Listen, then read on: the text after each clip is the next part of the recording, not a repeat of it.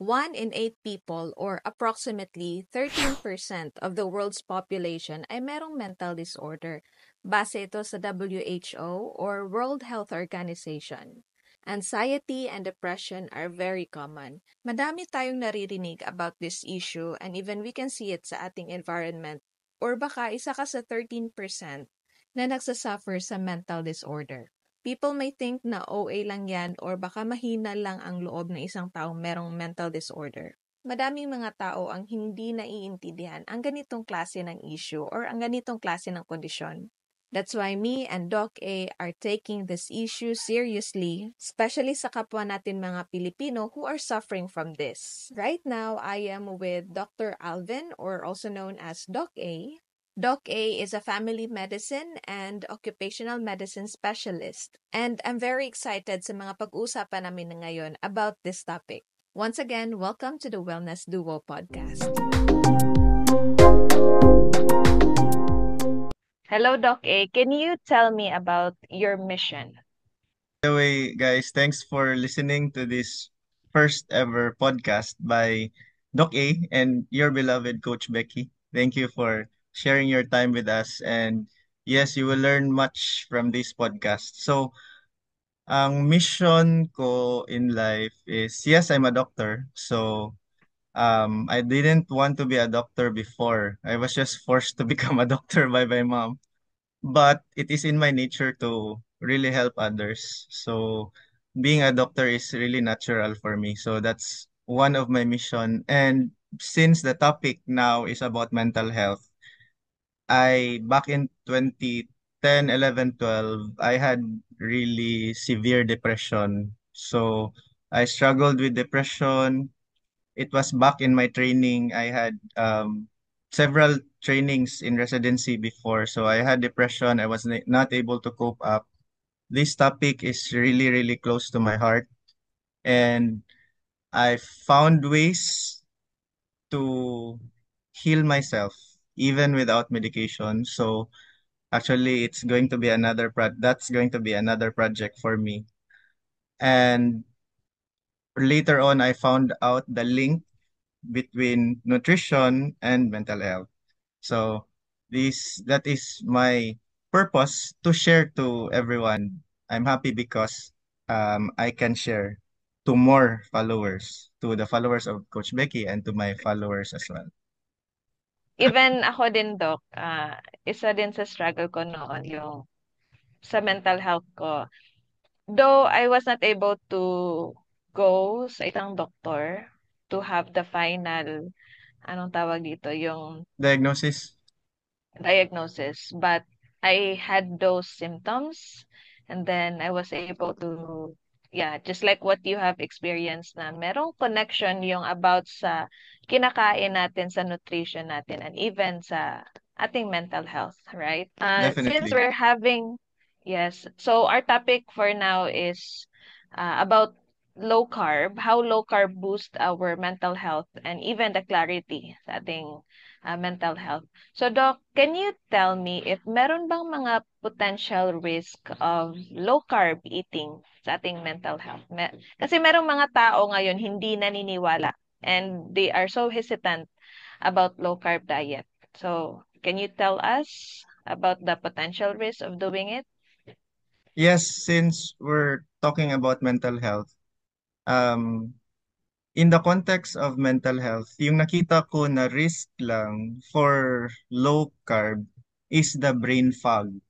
You know, when you shift from a diet from sugar-based diet, kasi nga, like, forever, because of the Filipino culture, in every fiesta, meron talagang rice, meron talagang pancit, and dapat merong dessert. So, all high carbohydrates. So, we've been eating high carbohydrates in our life, right? So, Mm. by this time, if you want to shift to a low carb diet, so kasi yung sugar ang ginagamit ng katawan natin, including our brain. Okay? So, yung carbohydrates, nagiging sugar siya in the blood and the brain cells use the sugar for its energy. Pero if we shift to a low carb diet, So nagiging low na yung carbohydrates natin, nagiging low na yung sugar sa katawan natin. So parang nasa-shock yung brain. Sana yung energy. Bakit wala ng energy? So yun ang Mm, brain fog. So mm, around 1 to 3 days yung we will feel na may mental sluggish, like slow in thinking, slow in reaction time, parang spaced out, you will have mental fatigue, you will have forgetfulness. Yun ang effect kasi nag-shift tayo kasi low na yung sugar natin, wala nang energy ang brain. But don't worry because in 4 to 7 days, the body will adapt. Okay? So in 4 to 7 days, by that time, the liver cells has already produced enough ketones na nagsisirculate sa blood natin. Yung ketones na naman ang gagamitin ng cells natin, including the brain, for energy. So by that time, nagiging improve na yung mood natin, yung clear na yung pag-iisip natin. So, ano ba yung ketones? So, marami tayong i-unpack dyan. So, if we go on low carb, wala nang gagamitin ang body natin for energy, right? Kasi wala, low na yung sugar. So, the next readily available substance, which is very available in the body, marami tayo niyan, yung fats. So, mm. ang first na gagamitin ng katawan natin, yung fats na nasa liver. 'Di ba, coach, alam mo yung fatty liver, right? So, fatty liver, Yes, Doc. hindi yan maganda kasi yung liver talaga dapat wala yung fat cells kasi yung fat cells nagre-release ng mga chemicals na nagda-damage sa liver natin. So, that's not good.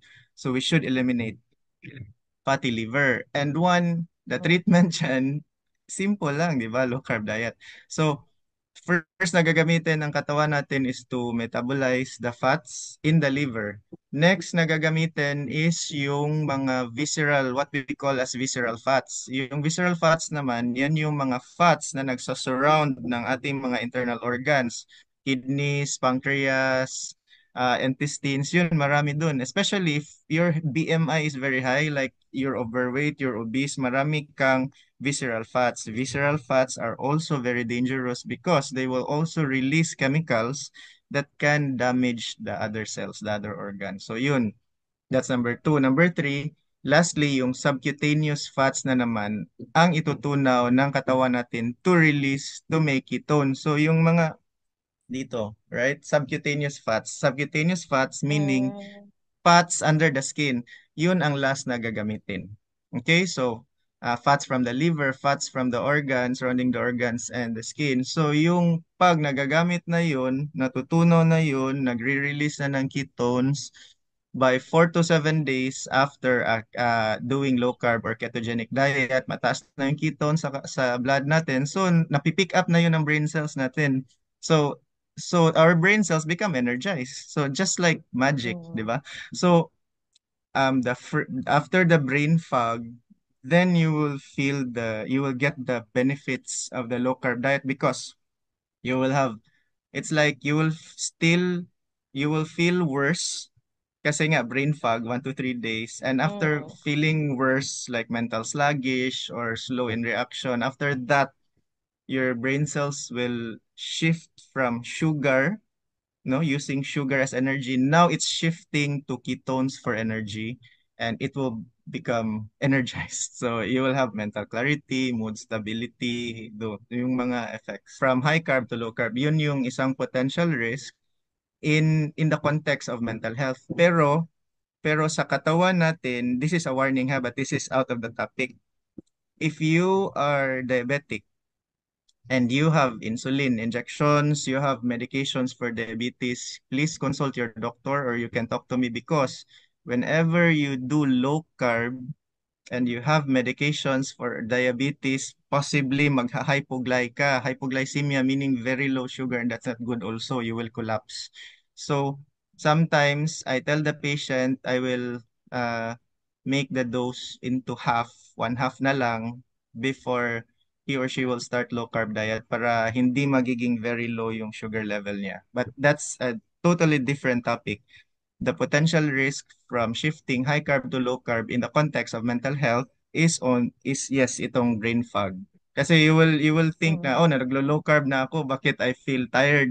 I feel, mm, forgetful ako, 'di ba? Mental fatigue, nasi-stress. So Yun yung ang nangyayari. So, in 2 weeks time, nag-a-adapt na ang body natin. No, parang nag-change ng system, 'di ba? From sugar for energy now to ketones for energy. Oh, actually, na-experience ko yan, Doc, when I started low Ah, carb. So, I know madaming makaka-relate nito. Kaya iniisip ng iba na ayoko nang mag-low carb kasi parang mas mahina yung katawan nila. They feel so tired. So, yun, yes. na-experience ko. And then, I was searching, researching, and then, um, try it another day. And then, Mhm. yun din, Doc. Do you think electrolytes can also help with that case if you have Yes, that yes, brain definitely. fog? Yeah. Yeah, electrolytes like drinks with sodium, potassium, magnesium. Mm. That can really help with brain fog. Yes, yung gagawa ka ng electrolytes, yung DIY, Pwede, yung pwede from, din. Yung but meron naman mga products na you can buy mm, online or buy from the department stores. But make sure lang kasi merong mga electrolyte drinks na mataas yung sugar. So yes, nawala yung yes. purpose. So those electrolyte Oo. drinks na wala talagang sugar or very low sugar.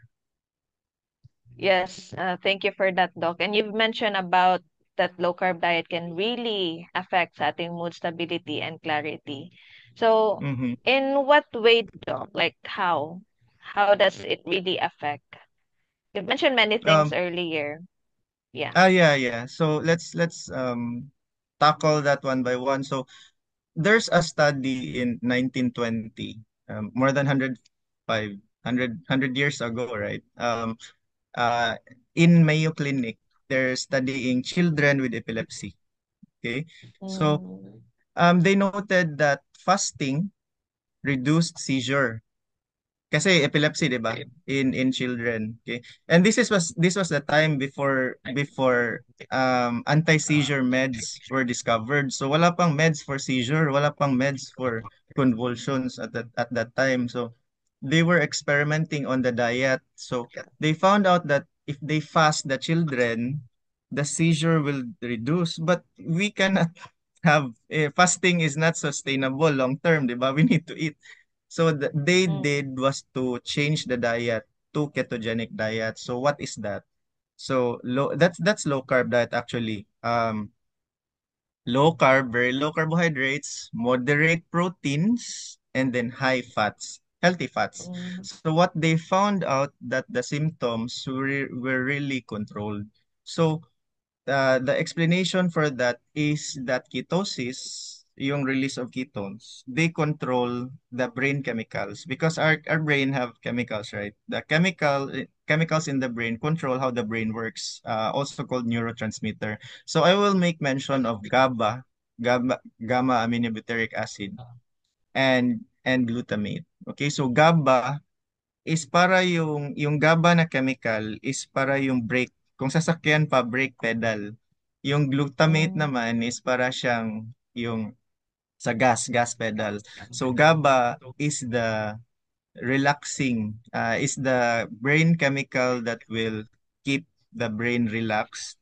Uh, and the glutamate is the excitatory chemical. So what they found out in ketosis, when the brain cells are already using ketones, the GABA will be increased, okay? And the glutamate will be controlled, will be decreased. So yun ang mangyayari. So if the GABA is increased, so the brain will be relaxed, hindi na siya excited, okay? So, ang mangyayari mm. yan, less seizures, less panic, less anxiety, less Alzheimer's, okay? And then, kung kung magtataas naman yung glutamate, yung excitatory chemical, yun ang mangyayari, seizures, panic, anxiety, yung mga symptoms na yun. So, um, the low carb will really treat the mood, okay, stabilize the mood and also give you mental clarity and focus. So ang explanation dun yung mga chemicals, interplay of the chemicals, which is brought about by having low carb. Yes, Doc. Thank you that na-mention mo about epilepsy because yeah, many people have been thinking, and even yung mga traditional na mga let's say nasa medical field, Mhm. they have been thinking na low carb is just for people na merong epilepsy, ganun. But you've mentioned Mm. about it can also help sa may mga case din sa Alzheimer's, ganun. Yeah, definitely, definitely. Marami siyang marami siyang ah effect sa mental health Mhm. natin. Doc, maybe we can also talk about sa mga babae. Kasi minsan sinasabi nila na hindi daw stable yung mood ng isang babae. Lalong-lalo na if they are having their, monthly menstruation. Meron silang dalaw. Do you think Aha. this kind of lifestyle, this way of eating can also help? Yeah, this works hindi lang sa babae and also it works for everyone kasi nga we have the same brain structure, we have the same Mm, chemicals.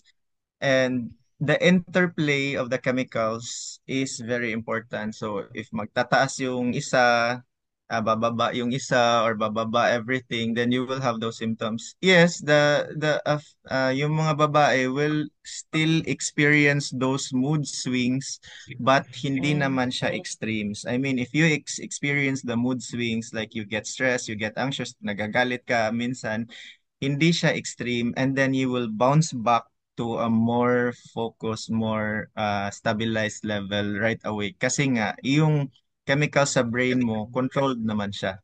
Hindi naman siya mm. very increased or very decreased. You've mentioned sa experience mo before you also had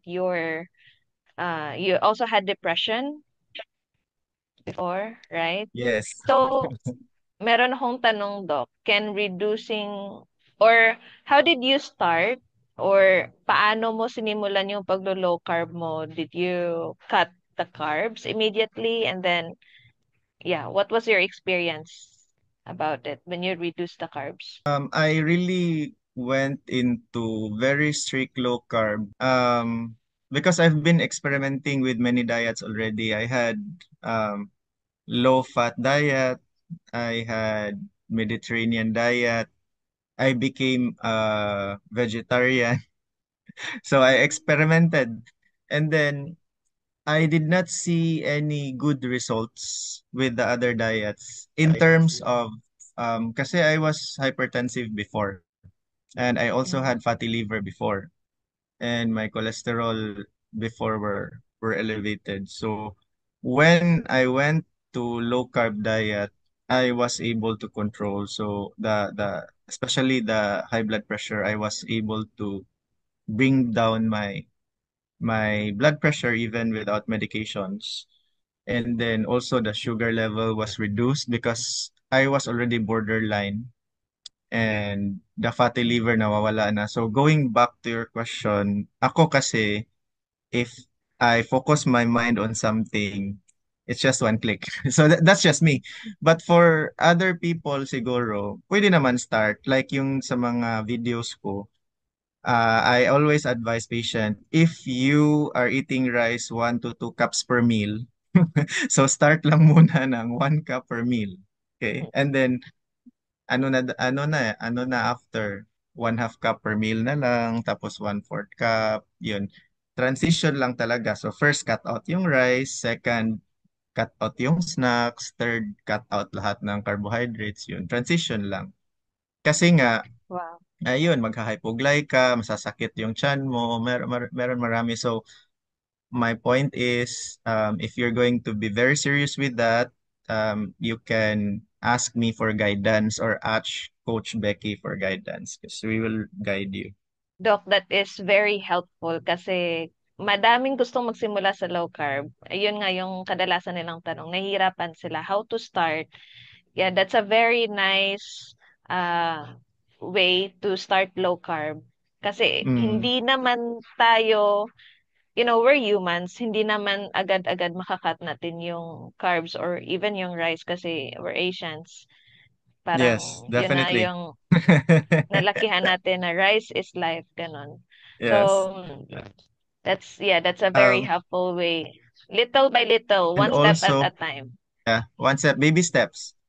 Mm. And also, ito din, I always tell to my patient, start with the mind first. So, Yeah. if you set it in your mind that you will become, that you want to be healthy, you will lose your weight, you will achieve your target BMI, you will achieve your target waistline, you will achieve your metabolic health, because we have parameters for good metabolic health. If you want to achieve that, then start here first because everything will follow. Okay. I know there will be obstacles later on, but because we're just humans, but if Mm. the mind is fixed, we can bounce back right away. Yes, I agree with that, Doc. And actually, meron akong nakilala sa isang low carb community, and she kept on sharing to me na yun nga, yun yung shinare ko sa kanya, slowly cutting out yung rice, no snacks, mga sugary food, drinks, ganun. Pero yung naging problem talaga niya, Doc, is kung makakapag-cheat siya, nagti-trigger yung anxiety niya. Like, Yes. iniisip niya na feeling niya tumataas na yung blood pressure niya, atakihin na siya, parang mamamatay na siya, pupunta siya sa church, feeling niya na matutumba siya, pero wala namang masamang nangyari. Yun lang, sa isip lang niya talaga. Pero, yun nga, yun yung lagi kong sinasabi sa kanya. So, about that kind of case, Doc, since the No, mention mo that's about starting with the mind. Sige, isa, yeah, isa na yan is baka yung personality niya ganun talaga, 'di ba? Pero Doc. there's also a scientific explanation. Yun ang tinatawag natin na crash, roller coaster. When you eat high carb diet, di ba? Nag-increase yung sugar, increase yung insulin. So at the same time, after a few hours, nagbaba na naman kasi wala namang kinain. Tapos i-increase naman. So those roller coaster of increase in sugar and insulin will also result to anxiety symptoms, worries, yung stress, Um, yun. Kasi hindi siya stable.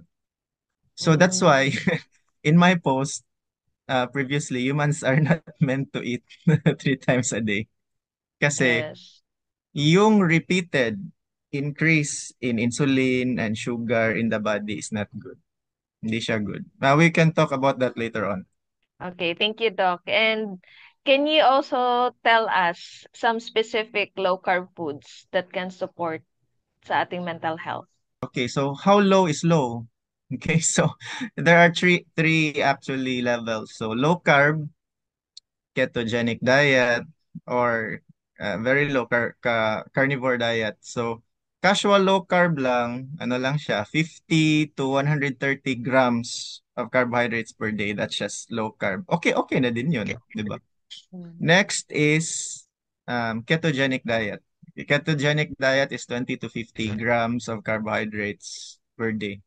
And yung carnivore diet na talaga, taking out all the plant-based food, that will be 0 to 10 grams per day of carbohydrates. So, you can try those, but I would like to emphasize that um, we concentrate on whole foods. So, whole Mm. foods meaning hindi processed. Okay, so since we're talking about low carb, carnivore, ketogenic, we're talking about animal food, animal sources of Mm. food, right? So, it should be low carb, moderate protein, high fats, healthy fats, okay? So, avoidance, yung pagkain nga na dapat i-avoid, yun ang importante na natin ma-identify. Kasi yun ang maraming trans fat, which is unhealthy fat. So, one is mga fast food. Number two, processed meat.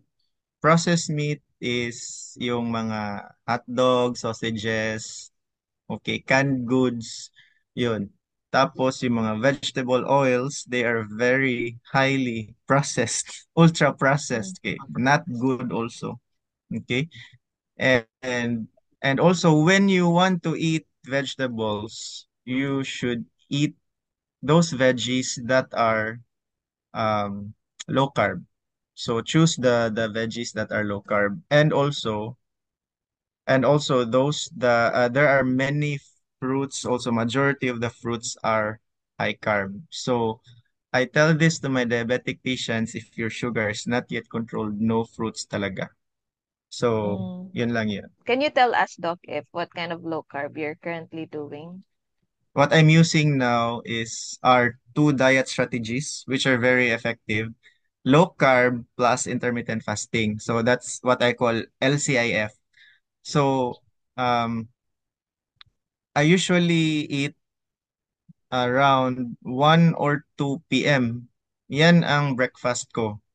Kasi my Mm. last meal the other day is around 5 p.m. or 6 p.m.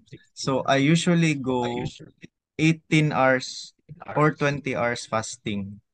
So depende lang 'yun, okay? So I usually bring three boiled eggs Mm. and then I buy in the cafeteria yung mga pork, sometimes chicken. If I see siomai, yung steam, kasi Mm. those are healthy. I always avoid yung fried foods. Kung wala talagang choice, kasi 'di ba in the if you're working and in the cafeteria hindi naman ikaw magagawa ng menu. Kung wala talagang choice, yung pagkain na yung saute, yung yung saute kind of cooking, yung maliit lang yung oil na Mm. ginagamit. So yun ang Mm. pipiliin ko. And then I only eat twice. So after 1 or 2 p.m., the next meal would be around 5 na, 5 to 6 p.m. Mm. Yun, so sometimes I eat um lechon manok. 'Di ba kasi grilled siya, lechon siya.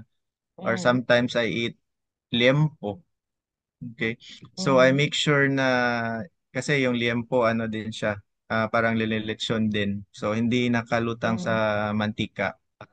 So I make sure I have good source of protein and then good source of ano of healthy of fats.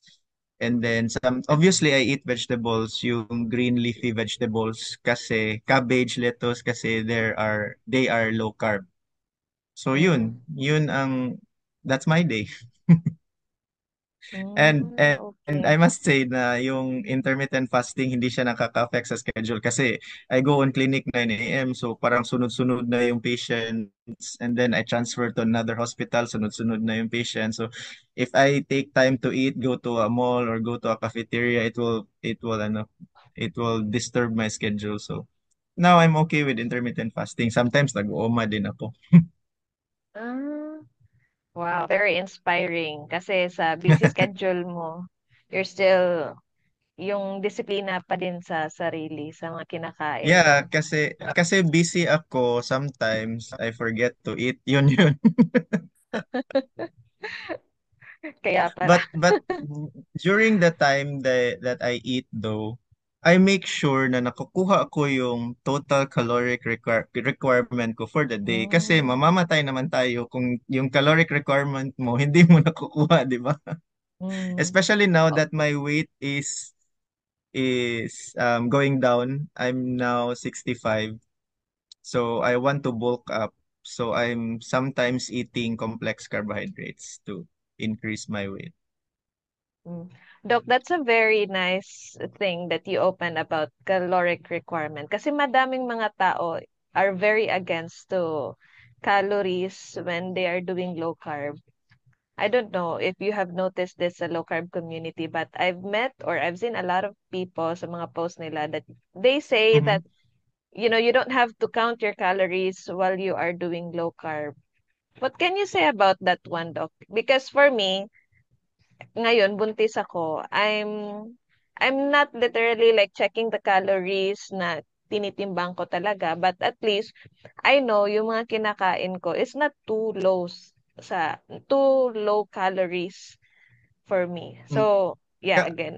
Color Yeah. 50 grams of carbohydrates for you is okay. So you can still go low carb even if you're pregnant, but maintain lang sa 50 grams. Regarding calories, we can get calories from all sources, from the macronutrients. So Yes. we can get calories from proteins, we can get calories from fats, we can get calories from carbohydrates. So um Yes, you don't need to count your calories kasi hindi ka naman magdadala ng weighing scale sa pagkain mo, 'di ba? Every time you eat. Mm. So, the easier part to determine if you are having your caloric requirement for the day, kasi nga, we need calories talaga para mabubuhay tayo for energy, di ba, sa body natin. One way to see that you are eating enough calories for the day is yung BMI mo, yung weight mo. So that's why I really emphasize na kung if your BMI, if your weight is within the normal range of BMI, then you're eating okay, eating the required calories for you for that day. So yan ang isang parameter. Kasi mahirap naman mag-calorie counting tayo, di ba? But if we're going to Mm. be very strict, yes, we can do calorie counting. But for everyone who is very busy, like both of us, we can just check our weight. So yung BMI is body mass index for those of you who don't know yet. So body mass index is to check if your weight is normal for your height. Hindi naman pwede na mataas ka tapos mataba din. So hindi rin pwede na you're very short tapos mataba ka. So hindi yan pwede. So the BMI is a computation which will check if your weight is okay for your height. And that is not all. It is also a parameter of good metabolic health. Thank you, Doc. Maybe in the next time, we're going to talk about yung BMI. Kasi madaming curious about that, how they can calculate their BMI. What about sa sleep quality natin? Kasi yung iba, merong iba, mas nagiging okay yung sleep quality nila when they are doing low carb. Pero meron namang iba na nagsa-struggle. Like, gumigising sila around midnight and then they cannot go back to sleep. So, Doc, can low carb diet improve quality, sleep quality and emotional resilience? Yes, for sure. Because kasi nga, it all boils down to the brain chemicals sa ating brain. There are many studies that are done now which looks into the relationship between what we eat and our mental health. So that includes sleep and yeah, you mentioned emotional resistance. So emotional resilience. Okay. So when we achieve good metabolic health, so metabolic health meaning yung body natin is running on efficient energy na, yung ketones na, okay, not more on sugar. Obviously, we still have, sometimes we can eat carbohydrates, that's okay, but we are more into using the ketones for energy. The GABA, which I have mentioned before, in the brain will be elevated, and GABA is the relaxing neurotransmitter in the brain. So it can also promote good sleep. And also, the GABA, it will also make our brain relax. So if we talk about emotional resilience, if our mind is stable, because we're having all those chemicals in normal levels already. If our mind is stable, we can think properly, we can see we can have mental clarity and see the whole situation. Our decision making will be based on objective things rather than subjective. Kasi that's the problem. When we are stressed, when we are anxious, nagpapadala tayo sa emotions, hindi na natin matithink kung ano talaga ang nangyari. We will really decide based on our feelings. So if our mind is stable, then we can prioritize on the decisions that is really right for us. So then Mm. that will result to also good mental health, and then your emotions also will be stabilized because you know that your decisions are okay. And yes, we are all humans. If sometimes we commit mistakes and we regret that we have done this decision and we are now suffering from the consequences of our decision because you're having balance na yung mga neurotransmitters sa brain mo, it's more of the GABA na, then we can bounce back to having the normal uh, stabilized mood natin. Yung, yes, we can. I'm saying that we can we can have faults or bad decision making, but we can bounce back right away because we are stable na based on the Mm. chemicals that are already happening in the brain. Yes. So, importante talaga yung pag-change natin ng lifestyle from being a high carber, naging low carber. Madaming benefits, not just na papayat ka,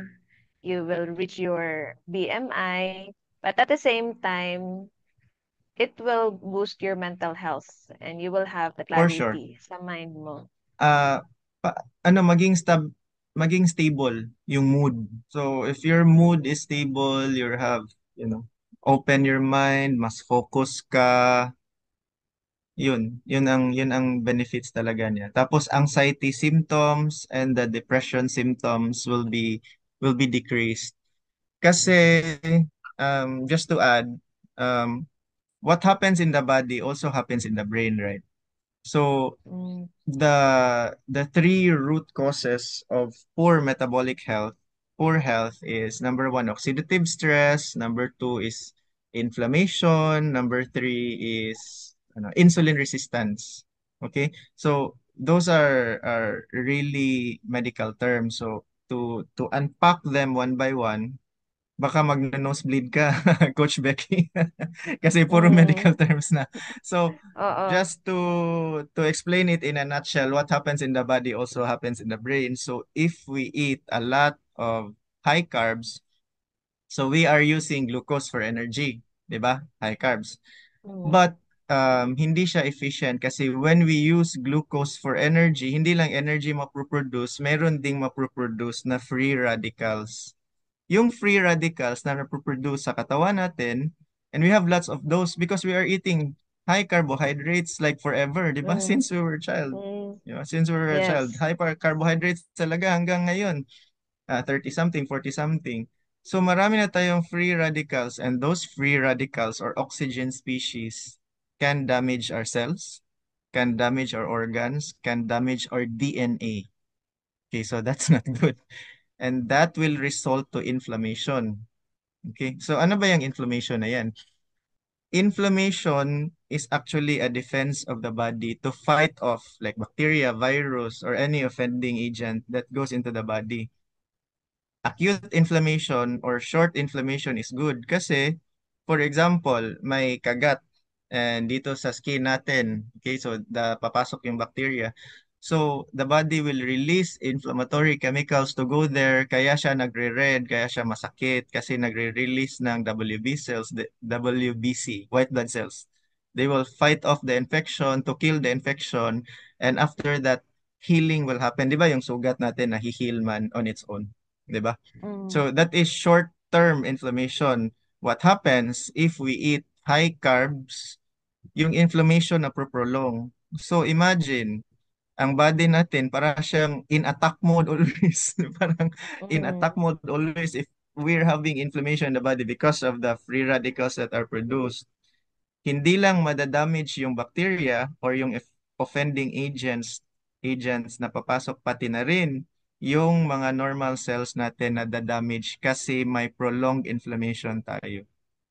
So that's the mm, problem. Free radicals, inflammation. The next is insulin resistance. So when we eat high carb diet, naturally tataas yung glucose, yung sugar, and tataas din yung insulin, 'di ba? Yung trabaho ng insulin ay ipapasok niya yung sugar sa cells natin. Okay? Yan yung trabaho niya. Pag mm, meron mataas na yung sugar, mataas na yung insulin, sasabihin ng cells, ang taas naman ng insulin, hindi na kita i-accept. So the cells become resistant to insulin. So wala nang mm, papasok na glucose or sugar sa cells natin. So what happens if there is increased sugar in the blood? Yun yung diabetes. And yung first effect nun, yung very first symptom, ng diabetes, isa na yun is mag-blur yung vision, blurry of vision. Kasi Mhm. yung high level ng sugar sa blood is toxic sa mga organs natin. So first na damage yun ang mga small blood vessels in the eye. Kaya yung mga diabetic patients ko, refer ko din yun sa ophthalmologist kasi check yung mga arteries of vessels sa eyes nila. So yun insulin resistance, free radicals, tsaka yung um, inflammation, yun ang markers ng poor metabolic health. And what happens in the body also happens in the brain. And pag pag tayo ay nasa poor metabolic health, yung mga brain chemicals natin hindi siya balance. So ma-affected ang serotonin, ma-affected ang dopamine, ma-affected ang GABA, and mag-increase yung glutamate. So yun ang problema. So if we're going to shift from high carb to low carb, and we will use na ketones for our source of energy, it will take care of all the three three problems of Mhm. poor metabolic health, and then mag advantage, our brain will reap the benefits kasi nga yung brain chemicals maging okay. That's what happens. Soon maybe we can talk about metabolic health, and my colleague, Dr. Charles, he's the one who taught me about LCIF and metabolic health. Maybe we can also invite him. Yes, that's very helpful sa mga listeners natin, sa mga followers natin. Kasi even though low carb has been popular, I think before the pandemic time, kasi madami ng mga doktor, they have been advocating for many years, but still, yun nga, even dito sa Visayas at Mindanao, madaming hindi pa open sa ganitong klase ng way of eating. So, yeah, in this way, we can educate them and then we can help them. Hindi pa open kasi it's not conventional. It's, um, 'di ba, like if sasabihin ko sa iyo, kain ka ng more fats, 'di ba? Oh, 'Di oh, ba? Like, Doc, really, Doc, kain ako ng more fats. cholesterol yan, So, Doc. oh, cholesterol yan, Doc. Oh, so clarify lang natin, ano ha, healthy fats. Ah, yes. Oh. So hindi pa So, siya talaga, it's unconventional. This knowledge is unconventional, but there are many studies, there are many researchers support this. One is Dr. Georgia Ede, uh, yung metabolic psychiatrist. You should also mm, follow her in her social media because she will explain the effects of nutrition to mental health. Ang takeaway nito, mm, number one, if we shift from high carb to low carb, yung system ng katawan on how the body uses energy will be changed from from more sugar as a source of fuel. Now we go to fats as a source of fuel. Yun yung ketones. Yun na din yung ketosis. And as what I have mentioned earlier, marami siyang good benefits. Okay. Isa lang yun ang pagpapaslim. That's just one. But what we are yes. after is good metabolic health. Yun. Yun ang takeaway message. Yes. So, bonus na lang yung pag Bonus na lang maglo-low yun. carb ka. Bonus na lang Yes. yung sexy ka. Bonus na lang yung abs mo, di ba? Abs mo, Oh, oo. di Bonus ba? na lang yung nawala yung mga pimples mo or naging slim na yung mukha mo. So, bonus na lang talaga yung nakikita physically. Yeah, because sige, later on we will talk about metabolic health talaga. Maraming Yes. parameters if so that we can know that you are already having good metabolic health. Isa na yung BMI, isa na yung waistline, isa na yung HDL, triglycerides, uric acid, yun, isa pa, HbA1c, Ah, sugar. sige, Doc. Yun. Mm. Very interesting. So, we will be looking forward sa next natin na topic. Anyway, so thank you, Doc A. Thank you so Sige. much sa ating mga listeners na up until now naka-finish kayo sa sa aming podcast together with Doc A. So, Doc, meron akong mga pag-giveaways. So, kung sino ang nakatapos sa ating video, magbibigay ako ng isang low carb product, yung low carb Wow. peanut butter. So, tingnan natin kung sinong Nice. nakatapos sa ating first ever episode sa ating podcast. So, please guys, comment down below if you were able to finish this podcast, and then we will have a raffle kung sino yung mabibigyan ng ating mga low carb products. So, thank you, Doc Okay. A, for your time, and see Bye-bye. you guys on our next episode.